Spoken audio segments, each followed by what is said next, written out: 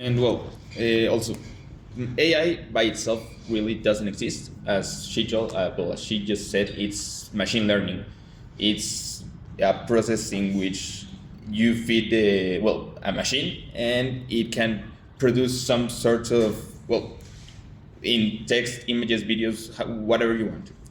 In this way, you said that it can learn to detect plagiarism. Well, this way it can also learn how to avoid being detected by plagiarism. Um, and there's a million ways that AI can analyze plagiarism algorithms and start to avoid them. Also, this could be really impossible then to detect, as AI is sort of perfect in this way of learning. So you wouldn't even be able to tell, even with another AI, that it's plagiarized. As long as you've talked about AI being beneficial for humanity. However, we believe that it also poses grave danger to humanity, as well as so many disadvantages while talking about AI. For example, talking about economics. As long as AI can create a whole lot of new jobs, it will also result in a massive loss of jobs. We are going to expose ourselves to so many different risks when talking about veracity of transactions, and we'll be putting the physical and the digital markets in grave danger. And we're also talking about when political. In politics, AI has shown that it's quite detrimental to society. We have examples about deepfakes, talking about different topics that are not usually talked about in politics, or different presidents that are said to have done or said anything that's out of line, and however that never happened. And also using personal data for analysis in politics and how elections are going to turn out, that should not be really considered that much. Well, as I mentioned before, we as humans are a social species.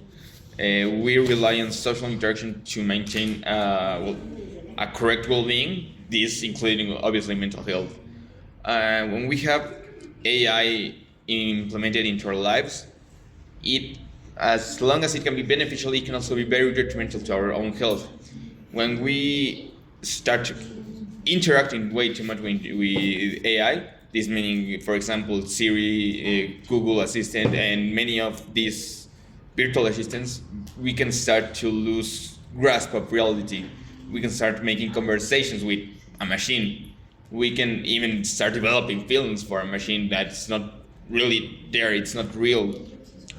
And this eventually will lead into a full cycle of isolation for a single person.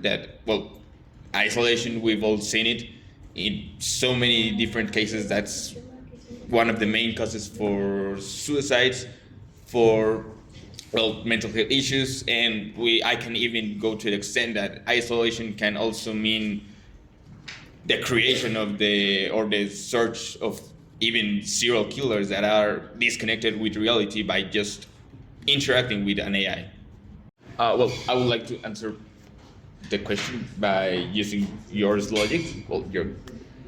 First of all, we've said that new jobs are going to be created. We have them right there. However, it's been real recent that a crisis happened in the technology world. There were so much job losses, even though it was some of these new jobs had, and this was done to cut expenses and make more money.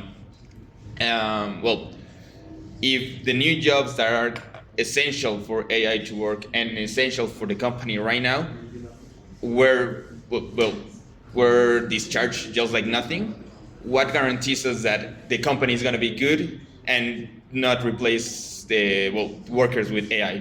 It's quite an irrational thought, that because the main point and focus of a company is to make money. If the AI is the fastest way to make money, the company is going to take it, and they're not going to cut expenses. They're not going to feel bad for the loss of jobs. Also, uh, when talking about user experience and client attention, we have, well, I believe we've all experienced when we have to, well, one question about a package that we ordered or something, and when we go to, well, the way our first line of connection is an AI, and we ask them a question, it's quite impossible that the AI is gonna understand every single question, so it just doesn't work.